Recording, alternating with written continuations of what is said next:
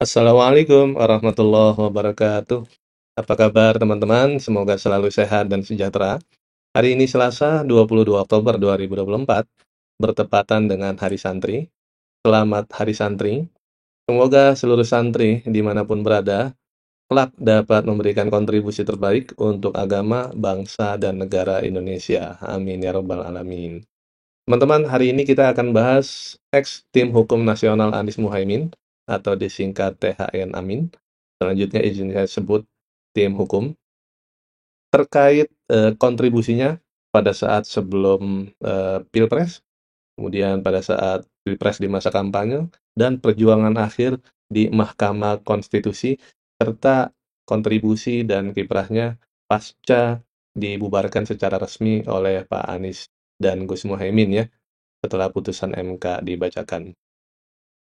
No one left behind. Jadi kalau bahasa sederhananya itu nggak ada yang ditinggalin.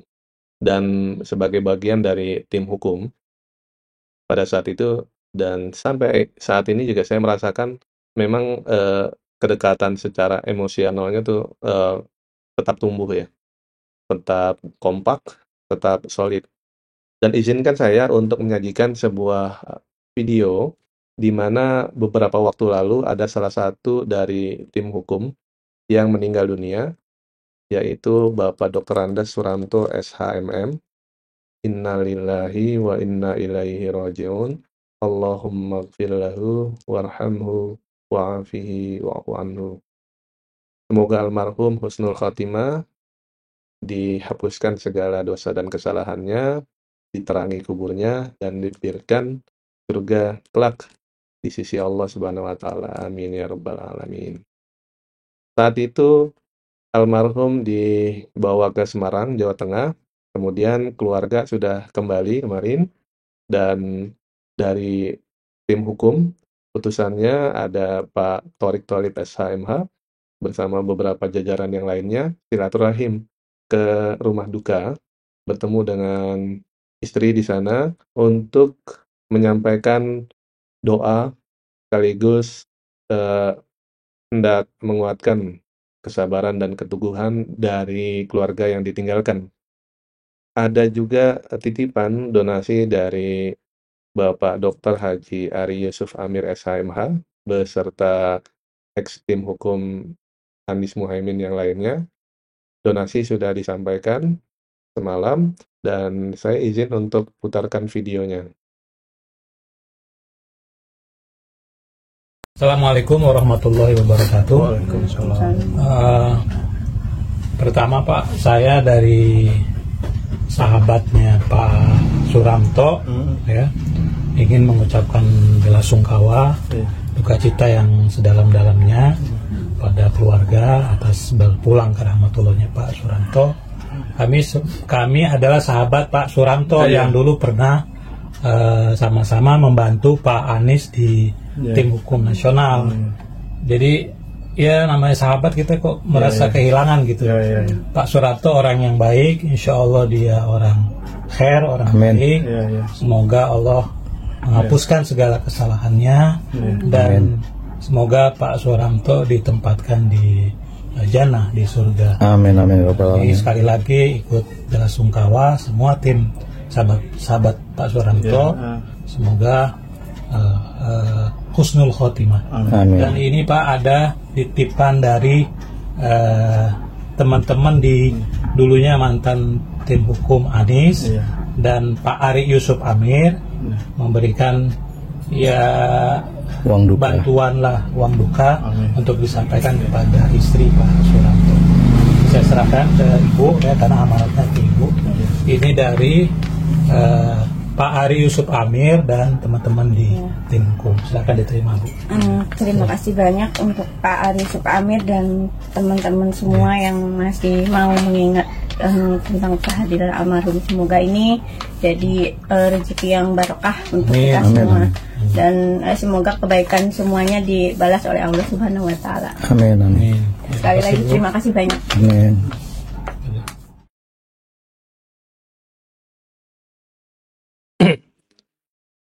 Ya, teman-teman, Saya disertakan di tim hukum nasional Anies Muhaimin saat itu, referensinya dari Ketua Umum Rekanan ya. Ini beliau Pak Thorik Tholib SHMH. Di tim hukum beliau ada amanah sebagai sekretaris umum.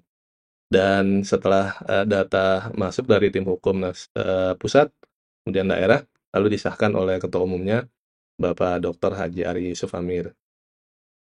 Ini kalau kita lihat ya, di sini masih ada webnya aktif, timhukumamin.com ya. Teman-teman yang ingin cek bisa di sini. Ini lengkap ya, kiprah dari tim hukum Amin.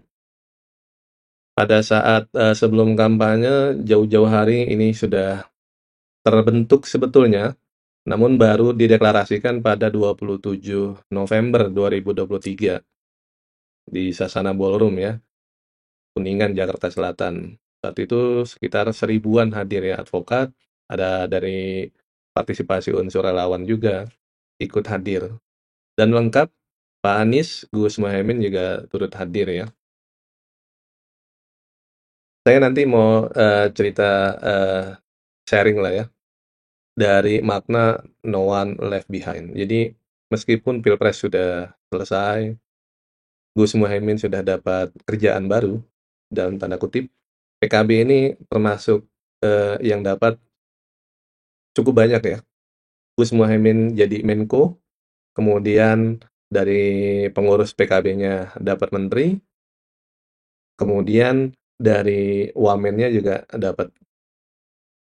Jadi ya teman-teman bolehlah kalau ingin menyampaikan semacam tanggapan, respons terkait proses ini ya. Kita tuh kan kayaknya baru kemarin bergulat dalam hiruk pikuk sirkulasi kepemimpinan nasional ya, atau hiruk pikuk pilpres. Kayaknya baru kemarin Pak Anies, Gus Muhaimin bicara tentang perubahan, bicara tentang program, bicara tentang ide-ide. Namun pasca putusan MK, nyaris semua berubah. Partai pengusungnya, baik PKB, Nasdem maupun PKS, itu sudah login ke Kim, makanya dinamakan Kim Plus. Walaupun ada yang patut kita apresiasi juga, misalnya pilihan Nasdem ya gabung, tapi mereka nggak mau sodorkan menteri sampai saat ini ya. Sehingga namanya juga nggak muncul dari Kabinet 100 lah sebutannya kayak gitu, karena totalnya ada 109, di dalamnya ada menteri, ada wakil menteri, dan kepala-kepala badan ya. Banyak juga kritik sih yang kita baca ya, karena ini kabinet yang katanya Pak Prabowo sebut kabinet Zaken, tapi tampaknya karena ada belasan dari menterinya Pak Jokowi, yang maksudnya di masa Pak Jokowi, orang menyebut jadinya kabinet second ya. Ada ambisi besar dari Pak Prabowo, diantaranya ingin mendongkrak pertumbuhan ekonomi itu sampai 8%. Ya, itu belum tahu ya apakah akan terwujud atau tidak, karena janji-janji Pak Prabowo ini mestinya sudah harus terlaksana di bulan Oktober ya. Itu kan banyak janji-janji ya. Misalnya makan gratis, makan siang gratis. Misalnya gaji guru tuh berapa nilainya tuh yang untuk guru honorer kan? Itu beliau menyampaikan di beberapa kesempatan kan ya. Ada banyak janjinya.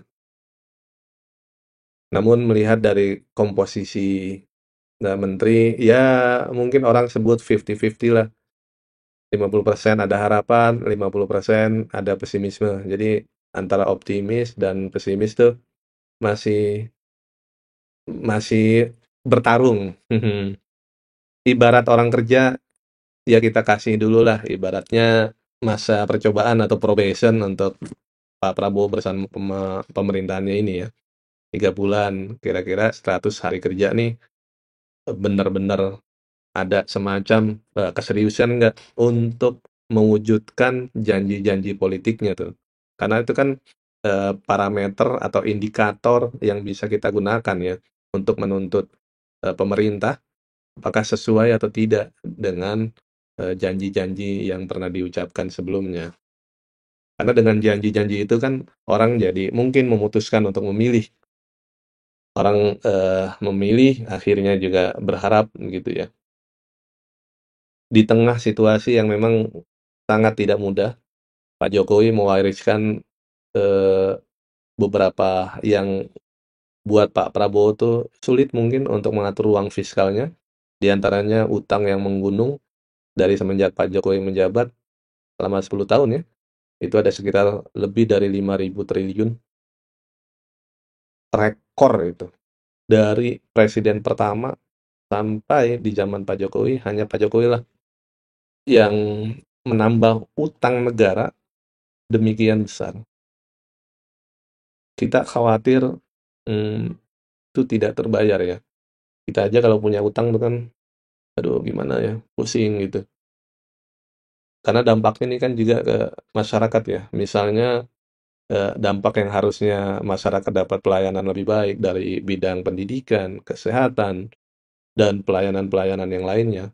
Tapi karena ada beban utang sekitar 400-an triliun bunganya yang harus dibayar tiap tahun, kan tentu berat sekali ya. Belum dibayar pokoknya tuh.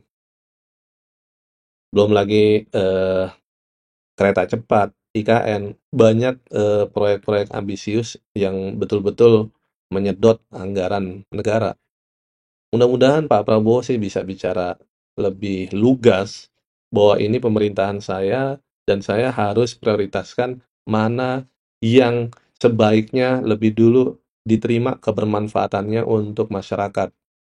Berarti udah jelas tuh nggak perlu kajian-kajian yang mungkin jelimet karena ini sudah bisa dinalar kok dengan nalar yang sangat sederhana. Kereta cepat udah pasti harus di stop karena itu bicara dari awalnya itu kan B2B, anggaran bisnis, kerjasama bisnis.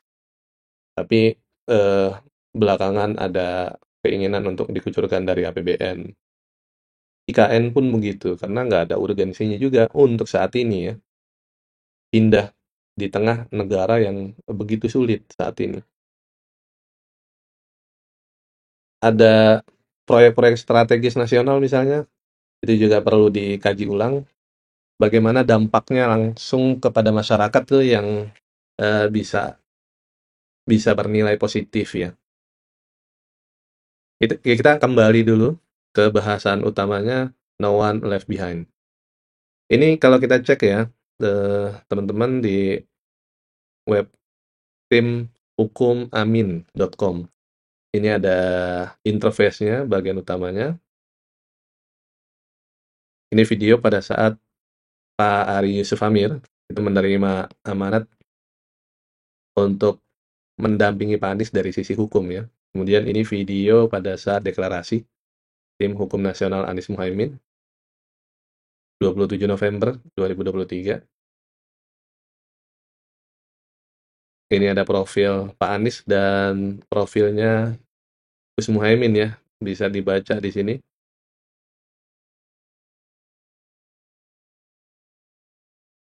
Kemudian ini profil dari Tim Hukum Nasional Amin, ketuanya Bapak Dr. Haji Ari Yusuf Amir, SHMH.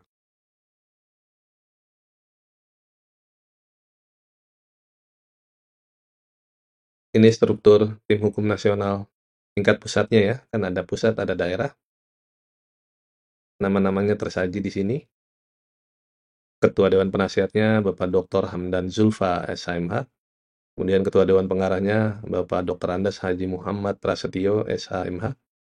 Lalu Ketua Dewan Pakarnya Ibu Profesor Dr. Nikmatul Huda, SHMH. Dan Ketua Umumnya Bapak Dr. Haji Ari Yusuf Amir, SHMH. Lalu Wakil Ketua Umumnya Bapak Sugito Atmo Pawiro, SHMH. Sekretaris Jenderalnya Bapak Thorik Tholib, SHMH. Bendaharanya Bapak Dr. Agustinus Miranda Wijaya, SHSE, MM, MKN. Dan Direktur Eksekutifnya ada Bapak Juhat Aji Firmantoro, SHMH. Lalu Direktur Advokasi Sengketa Proses Pemilu ada Bapak Zaid Musafi, SHMH. Dan Direktur Advokasi Sengketa Hasil dan Personal dari Anies Muhaimin, Bapak Kamal SHMH.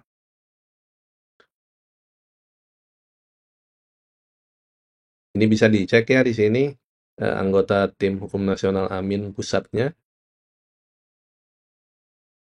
mulai dari Dewan Penasihat, Dewan Pengarah, kemudian Dewan Pakar,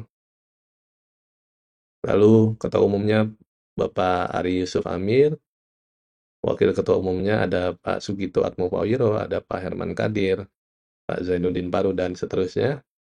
Lalu Sekretaris Jenderalnya ada Pak Torik Tolib, ada Wasekjennya Pak Kasbudin Nur, dan sejumlah nama lainnya ya. Ada bendaharanya Pak Agustinus Miranda Wijaya, ada wakilnya Bu Eli Musdalifah, dan sejumlah nama lainnya. Direktur Eksekutifnya Pak Juhat Haji Firmantoro, kemudian ada bidang administrasinya Pak Mukhtar Nasir, wakilnya Pak Haris Maulana, ada bidang media dan publikasi, ketuanya Pak Nur Fajri B. Nugroho, wakilnya Pak Glenn Jolodoro, anggotanya ada Pak Tommy, ada Pak Subarka, ada Pak Sujud, ada Sulung Nov, ada Wibi Adrino ya, dan sejumlah nama lainnya di sini. Ini lengkap ya, mulai dari pusat daerah di sini bisa dicek ya.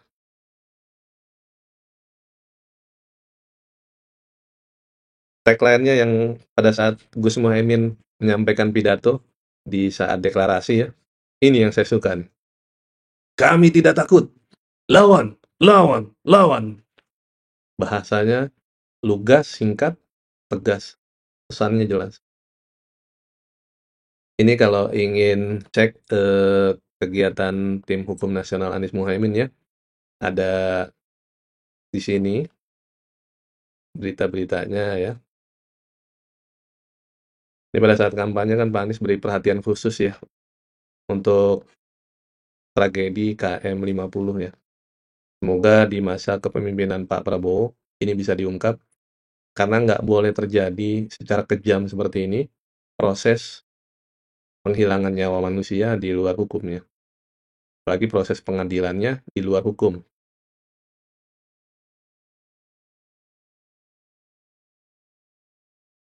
Jadi perhatian Pak Anies di sini pada saat kampanye saat itu dan tim hukumnya ya.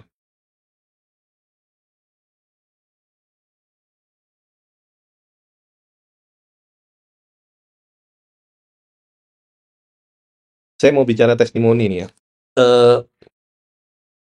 Karena pengalaman meliput dari jarak yang amat dekat pada saat Pilpres ya, baik Pak Anies maupun Gus Muhaimin dan divisi-divisi yang ada di Timnas Amin itu kan banyak ya. Salah satunya adalah Tim Hukum Nasional Anies Muhaimin. Ini tanpa bermaksud untuk membandingkan. Pengalaman saya pribadi, saya melihat di Tim Hukum Nasional Anies Muhaimin yang dikepalai oleh Bapak Dr. Haji Ari Yusuf Amir, ini adalah, sekali lagi mohon maaf tanpa bermaksud untuk membandingkan, tapi ini yang saya rasakan ya. Ini tim yang betul-betul diopenin. Kan masing-masing itu kan ada ketua atau pengurus gitu ya. Ini betul-betul diopenin, diperhatikan dari hal-hal yang paling dasar sekalipun. Misalnya begini, ini seragam yang saya gunakan, ada dikitnya tuh ada 3 ya. Satu semacam PDL kayak gini. Terus yang kedua ada yang casual, kaos gitu, kaos polo gitu. Ada logonya Tim Hukum Nasional Anies Muhaimin juga. Dan yang ketiga ada rompi yang agak lebih tebal tuh. Itu selebihnya ya mungkin kayak gini nih, kayak model apa namanya? Pin gitu ya. Pin, stiker, ada doa-doa, bahkan doa, stiker doa itu sama pengaduan hukumnya, kontaknya itu masih saya tempel di pintu sampai hari ini.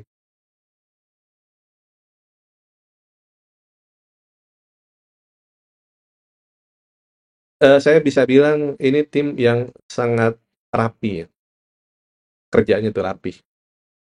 Karena pertama dari sisi dokumentasinya, kemudian administrasinya, lalu tugas dan tanggung jawabnya tuh betul-betul dilaksanakan secara apik.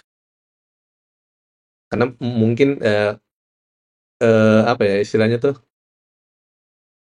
hal yang sehari-hari dilakukan ya oleh Pak Ari beserta timnya ya.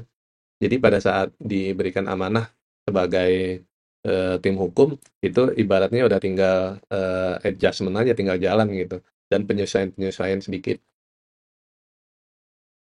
Apa yang kita tonton tadi terkait perhatian kepada salah seorang tim yang meninggal dunia, itu kerasa memang perhatiannya tuh tetap tersalurkan ya. Betul lah, no one left behind, nggak ada yang ditinggalin. Meskipun pilpresnya udah selesai, meskipun yang kita dukung ninggalin gitu ya. Tapi di tim hukum sendiri itu nggak terjadi ya. Kalau yang lain eh, eh, ibaratnya udah bubar jalan, tapi di tim hukum ini masih tetap eksis. Bahkan jika memungkinkan, ini sebetulnya sih harapan ya. Di ex tim hukum nasional Anies Muhaimin ini mudah-mudahan bisa menjadi semacam pelita untuk bangsa, seperti layaknya kayak Indonesia Liars Club ya. Indonesia Liars Club ini kan nggak ILC itu betul-betul tayangan itu kan ditunggu ya, karena banyak tokoh yang diundang itu bisa memberikan kuliah-kuliah hukum secara gratis kan, tapi bobotnya itu luar biasa. Nah, kalau peran ini bisa dioptimalisasi juga oleh tim hukum nasional Anies Muhaimin, ex tim hukum ini, itu tentu pemerintahan Pak Prabowo ke depan akan merasa terus diawasi kan oleh instrumen dari advokat. Seandainya mereka agak-agak bengkok, nanti diluruskan melalui percakapan atau diskusi tersebut. Kalau berlangsung selama 5 tahun sih, eh, ini tentu pendidikan publik ya, edukasi untuk publik yang luar biasa, di mana para pakar, para advokat, para akademisi itu berkenan untuk membagi ilmunya, membagi sudut pandangnya terkait nanti isu-isu yang mungkin akan jadi topik pembicaraan masyarakat. Mudah-mudahan itu terwujud ya nanti ya. Dan Bapak Ari juga terus berkenan untuk mengayomi. Saya merasakan dari hal yang misalnya paling elementer tadi ya, atribut itu. Itu memang nggak ada modal dari misalnya timnas sendiri, itu dikeluarkan langsung dari ketuanya, dari Bapak Ari. Kalau saya taksir ya, karena ini biaya-biaya ini banyak sekali yang beliau tanggung ya, mulai dari seragam, konsumsi, kemudian perjalanan. Itu kan pada saat Pak Anies keluar daerah atau ke tempat-tempat pada saat kampanye, kan selalu ada tim hukum yang diutus. Dan itu akomodasinya, hotelnya, dan lain-lain, itu menjadi tanggung jawab dari ketua umumnya, dari Pak Ari. Ini memang tidak terpublikasi ya, karena beliau sendiri pembawaannya itu kan yang low profile ya. Ibaratnya tuh eh, nggak norak, nggak genit gitu sama publikasi. Tapi hal-hal yang dilakukannya ini hal-hal yang kontribusinya besar. Jadi itu sebetulnya yang langsung dirasakan, karena sifatnya itu lebih apa ya, lebih bermanfaat gitu untuk terutama di tim hukumnya. Misalnya apalagi misalnya terkait konsumsi ya, itu minimal snack, kemudian pada saat jam makan, entah itu jam makan siang atau jam makan malam, kopi-kopi, teh, susu gitu dan lain-lain ya, itu terfasilitasi dari Pak Ari sendiri ya, di kantornya. Kantornya itu kan di sini ya, di Mampang ya. Jadi tim hukum yang hadir ke sana untuk berdiskusi, apalagi pasca pasca Pilpres ya, itu kan sampai begadang untuk menyiapkan seluruh dokumen untuk diajukan ke MK ya. Itu hari-hari setelah itu tuh eh, hari-hari yang jadi bintang istilahnya, jadi pusat perhatian publik. Karena MK lah harapan terakhir tuh, harapan yang ada di ujung untuk menggugat hasil Pilpres. Karena ada dalil-dalil yang dituliskan tuh, ada kecurangan, ada ketidakadilan dalam prosesnya, ada keberpihakan dari penyelenggara negara kepada salah satu paslon. Semuanya diungkap di dalam sidang MK itu. Walaupun bagaimana kita tahu hasilnya seperti itu. 3 hakim senior MK-nya menyatakan dissenting opinion. Jadi mereka menerima dalil-dalil yang disampaikan oleh tim hukum dan mereka memutuskan untuk ya berbeda pendapat dalam putusannya. Sayang sekali Pak Hakim Suhartoyo nggak nggak diduga ya. Beliau itu kan pada saat diundang di Metro TV, bicara ya semoga pesan ini juga didengar oleh kolega-kolega saya sehingga dalam membuat keputusan itu berdasarkan ya kebenaran, nurani, kira-kira begitulah ya. Kalau saja Pak Suhartoyo itu mengikuti jalan seperti senior-seniornya, 3 hakim yang lainnya itu, ceritanya mungkin nggak akan seperti hari ini. Ya, tapi ya begitulah akhir dari perjalanan Anies Muhaimin. No one left behind. Itu mungkin berlaku di tim hukum nasional Anies Muhaimin. Ketika Gus Muhaimin meninggalkan pemilihnya dengan masuk ke kabinet, dan mungkin juga udah nggak nggak ini lagi ya, apa namanya, udah ibaratnya tuh udah putus lah, udah putus kontek-kontekannya dengan tim gitu istilahnya gitu. Tapi ada semacam tanggung jawab moral, meskipun Pak Ari sendiri sudah bukan ketua di tim hukum nasional setelah dibubarkan oleh Pak Anies dan Gus Muhaimin, tapi tanggung jawab untuk terus membersamai, untuk memberikan perhatian, untuk terus mengayomi itu masih tetap tumbuh, masih tetap eksis ya. Saya pada saat putri saya lahir ya bulan Mei lalu, itu ada perhatian yang luar biasa dari Pak Ari ya, ketua tim hukum. Sebetulnya itu nggak saya duga, tapi karena kan gini, itu kan proses sudah selesai ya, pemilu udah selesai, ibaratnya ya udahlah, bubar jalan lah, nafsi-nafsi urus masing-masing gitu. Tapi saya merasakan sangat beda di tim hukum ini.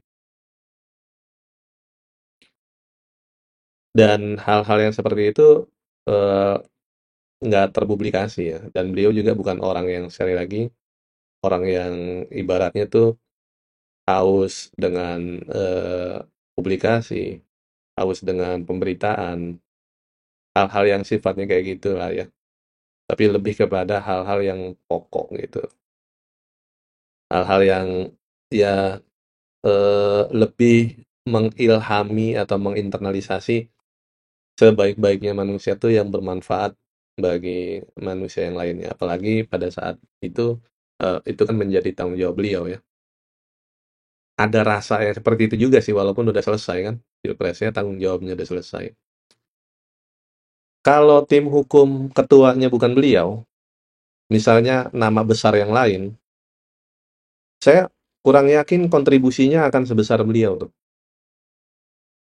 Jadi ternyata nama besar dengan kontribusi besar itu nggak selalu inline, nggak selalu sejalan.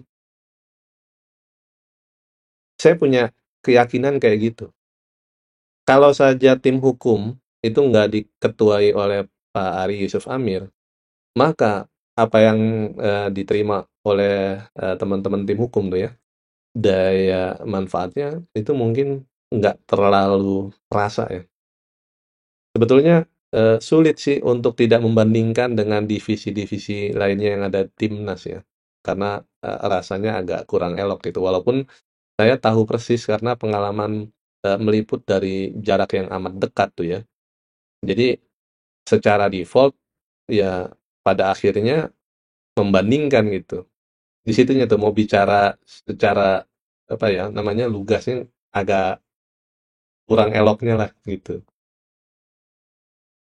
Tapi saya bisa bilang entah ini testimoni atau semacam kesaksian lah ya. Ini tim terbaik. Tim yang diurusin, diopenin, dilayani dari awal sampai akhir. Dan tim yang bekerja secara serius. Nggak main-main, penuh tanggung jawab, penuh dedikasi, dan dengan daya juang serta keberanian yang luar biasa. Nggak perlu semacam kalimat-kalimat heroisme ya, kalimat-kalimat heroik, tapi kerja-kerja yang dilakukan tuh justru yang lebih utama. Dikalahkan di MK tuh bukan berarti kerja dari tim hukumnya nggak bagus. Ini ada beberapa soal sebetulnya. Di antaranya, tim hukum itu mestinya dapat bahan-bahan yang lebih lengkap dan komprehensif, terutama dari partai politik. Karena saksi-saksi di TPS itu adalah dari partai politik.